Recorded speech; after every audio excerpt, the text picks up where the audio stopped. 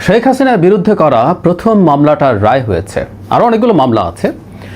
এই রায়ে প্রত্যাশিতভাবে তার মৃত্যুদণ্ড হয়েছে, সর্বোচ্চ সাজা। তার সাথে আসাদুজ্জামান খান কামালের হয়েছে এবং সাবেক পুলিশের আইজি, তার সাজাটা নিয়ে সমালোচনা আছে, সেটা নিয়েও কথা বলবো পরের দিকে।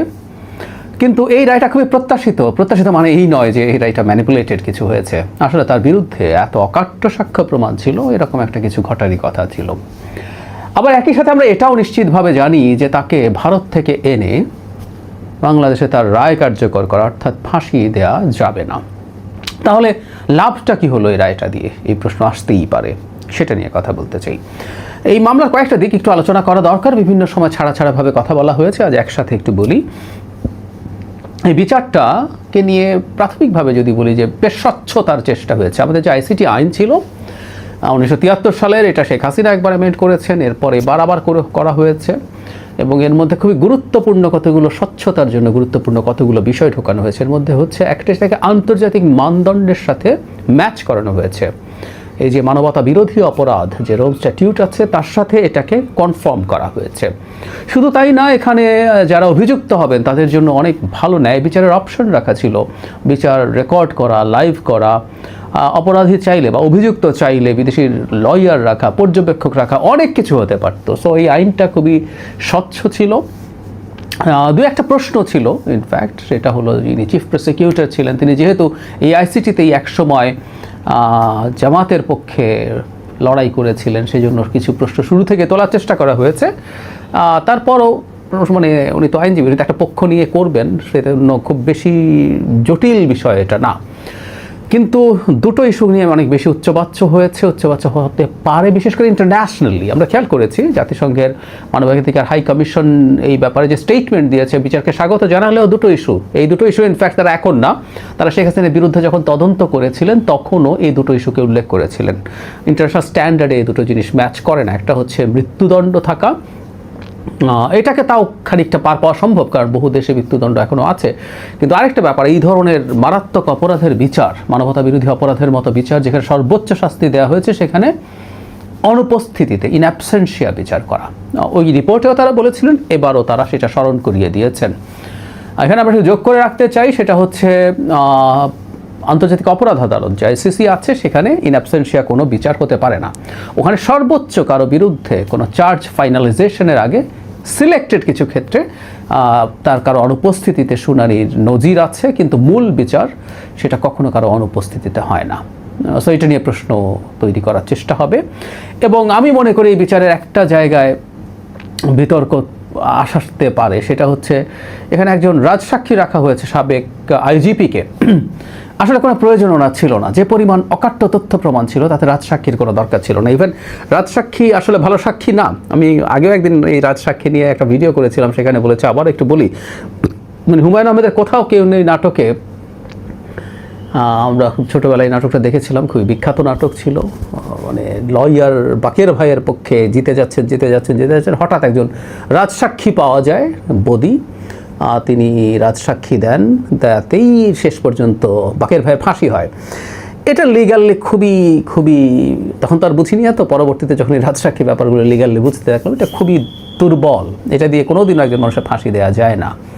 কেউ বলতে পারে বাংলাদেশের কোর্টে অনেক কিছু হতে পারে, মানে বেসিকটা এরকম, যেহেতু একজন রাজসাক্ষীর শাস্তি মওকুফ হয়, সুতরাং তিনি চাইলে যদি এটা করেন, তার সাক্ষীকে গুরুত্ব কম দেওয়া হবে।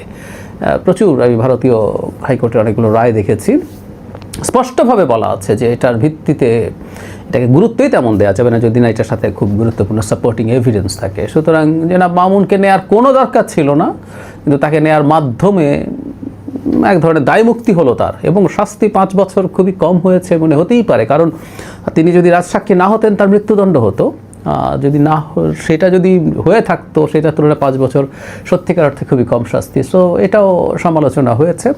তারপরও আমি মনে করি বিচারটা মোটা দাগে স্বচ্ছ হয়েছে। আরেকটা ইস্যু একটু বলতে চাই, সেটা হচ্ছে একটু তাড়াহুড়া করা হয়েছে কিনা এই প্রশ্ন আছে। কারণ হলো খুব অল্প সময়ের মধ্যে রায় হয়েছে। হ্যাঁ, এটা আমরা মানি যে শেখ হাসিনা যেহেতু দেশে আসেননি, তিনি আদালতের কাছে তার আশ্রয় গ্রহণ করেননি, সে কারণে তিনি তার নিজের পছন্দ মতো লয়ার দিতে পারেননি। এতে তার সাক্ষ্য আনা বা সাক্ষী আনা, ডকুমেন্ট উপস্থাপন, কোনো কিছুই আসলে ঠিকঠাক মতো করা যায়নি। যদিও এই ক্ষেত্রে নিয়ম যেটা সেটাই রাষ্ট্র করেছে, রাষ্ট্র একজন লয়ার তার পক্ষে দিয়েছে। কিন্তু যেটা হয় এই ধরনের লয়ার খুব সিরিয়াসলি পার্টিসিপেট করবেন সবসময় হয়তো হয়ে ওঠে না, ফলে যেটা হয়েছে সময় কম লেগেছে। তারপরও আমি মনে করি বিচার প্রক্রিয়াটা খানিকটা ফাস্টার হয়েছে। সরকার নির্বাচনের আগে অন্তত একটা রায় দিতে চেয়েছেন, এরকম মনে করার কারণ আছে। যেগুলো সব কিছু যদি সরিয়ে রাখি, আমাদের কাছে যথেষ্ট গুরুত্বপূর্ণ তথ্য প্রমাণ আছে। মানে ইন্টারন্যাশনালি যখনই কোনো চাপটাপ বা আলোচনা আসতে থাকবে, আমাদের কাছে জাতিসংঘের গুরুত্বপূর্ণ ডকুমেন্ট আছে। সেই ডক্টর ইউনূস সরকার একটা খুবই ব্রিলিয়ান্ট কাজ করেছেন, যেটার মাধ্যমে আসলে আমরা খুবই ভালো ডকুমেন্ট উপস্থাপন করতে পারবো, এবং জাতিসংঘের কাছে তথ্য প্রমাণের ডকুমেন্টও আছে, প্রয়োজনে তারা সেটাও দিতে পারবেন। আমি একটা ছোট তথ্যই দিয়ে রাখি আপনাদের, অনেকের হয়তো মনে আছে বিবিসি এবং আল জাজিরা যখন শেখ হাসিনার এই ম্যাসাকার নিয়ে ডকুমেন্টারি করেছিল, সেখানে শেখ হাসিনার লেথাল ওয়েপন ব্যবহার করার যে অডিও আছে সেটা তারা ব্যবহার করেছেন, এবং সেটা তারা ভেরিফাই করে নিশ্চিত হয়েছেন এটা জেনুইন, এটা কোনো না কোনোভাবে প্রযুক্তিগত বা এআই দিয়ে তৈরি করা না। সো এরকম ডকুমেন্ট যেহেতু আছে, আমার মনে হয় এটা খুব বড় প্রশ্ন তৈরি করবে না ভারত ছাড়া। ভারতকে নিয়ে কথা বলতে হবে আলাদাভাবে, ভারতের প্রতিক্রিয়া কী হয়েছে যদিও আমি সামান্য একটু বলে রাখি, এটা আমি ওখানে বিস্তারিত কথা বলবো। ভারতের রাষ্ট্রীয় যে স্টেটমেন্ট সেটা আমি বেশ নিউট্রাল মনে হয়েছে, অন্তত শেখ হাসিনার দিকে লিস্ট বায়াসডও মনে হয়নি। It's a good news. কিন্তু তাদের মিডিয়াতে যেটা হয়, তাদের অনেক কথাবার্তা হচ্ছে, সেগুলো নিয়ে কথা বলবো। এই হচ্ছে মোটা দাগে বেসিক্স। এখন আসলে এই রায় দিয়ে কি হলো, লাভ কি হলো, বা আমরা এর বিচারটা কেন করতে চাইলাম।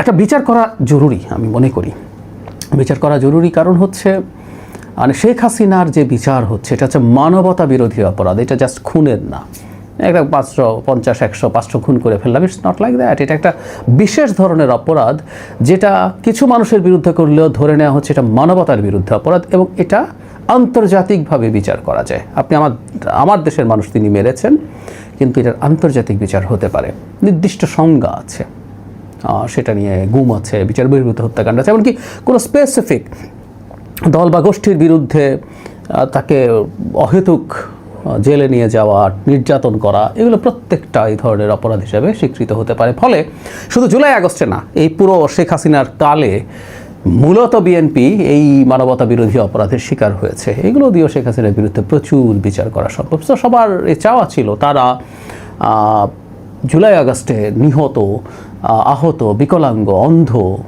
এবং গণতন্ত্রের অধিকার হারানো এই দেশের জনগণ প্রত্যেকে অপেক্ষা করছিল। সো এই ন্যায় বিচারটা হওয়া দরকার ছিল।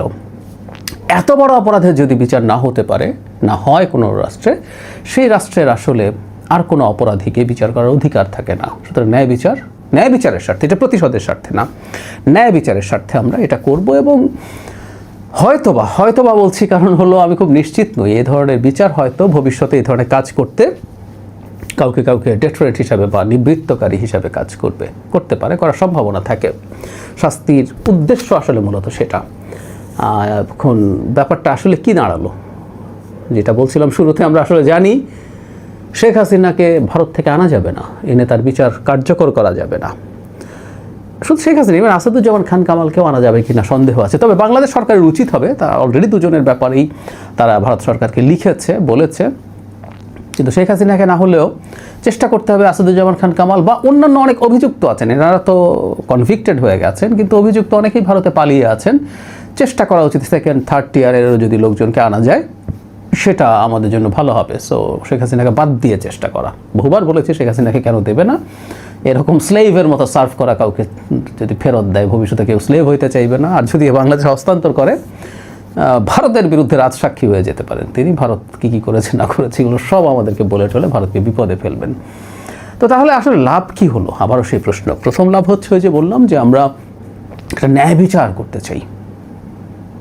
মার্টিন লুথার কিংয়ের একটা কথা আছে, বিখ্যাত মার্কিন অ্যাক্টিভিস্ট, সেটা হচ্ছে an injustice anywhere is harmful by it causes harm to justice everywhere. কোনো একটা জায়গায় যদি অবিচার হয়, সেটা সব জায়গায় ন্যায় বিচারের জন্য ক্ষতিকর হয়ে দাঁড়ায়। সুতরাং আমরা ন্যায় বিচার নিশ্চিত করতে চাইছি, এবং এটা শুধু বাংলাদেশে না, গ্লোবাল স্কেলেও, কারণ এটা আন্তর্জাতিক অপরাধ এবং সারা পৃথিবীর দৃষ্টি ছিল। সুতরাং আমরা ন্যায় বিচারটা নিশ্চিত করতে চেয়েছি, এটা দরকারি ছিল। আর একটা জিনিস ইম্পর্ট্যান্ট, শেখ হাসিনা এই কনভিকশনের ফলে ভারতের বাইরে যাওয়া তার জন্য কঠিন হবে, কারণ তার তো পাসপোর্ট নেই। তাকে যদি ট্রাভেল ডকুমেন্টে দেয়, তিনি অন্য কোনো দেশে যাওয়া, মানে এরকম কনভিক্টেড আসামিকে অন্য কোনো দেশ আশ্রয় দেওয়া will really be very tough, তাদের জন্য খুবই কঠিন কাজ হবে। সবচেয়ে বড় লাভ যেটা, তার বাংলাদেশে ফেরত আসার পথ বন্ধ।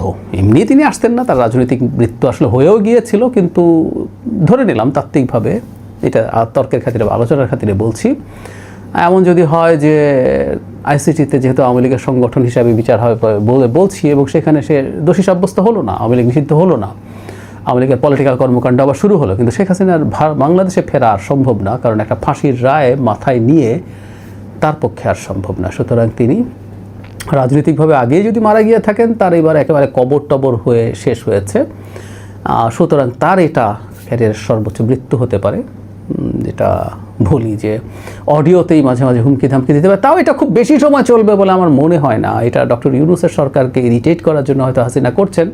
ভবিষ্যতে গণতান্ত্রিক সরকার যদি আসে এবং সেটা যদি ভারতের সাথে কার্যকর এনগেজমেন্টে যায়, যেতে হবে আসলে দুই দেশকেই। আমি এনগেজমেন্টে যাওয়া বলতে শেখ হাসিনার মতো স্লেভারি করার কথা বলছি না। দুটো দেশ পারস্পরিক মর্যাদার ভিত্তিতে, স্বার্থের ভিত্তিতে, উভয়ের লাভের ভিত্তিতে ব্যবসা করবে, নানান রকম কাজ করবে, সেটা যদি নিশ্চিত করা যায়, শেখ হাসিনার এই বলাটাও বন্ধ করা যাবে সম্ভবত।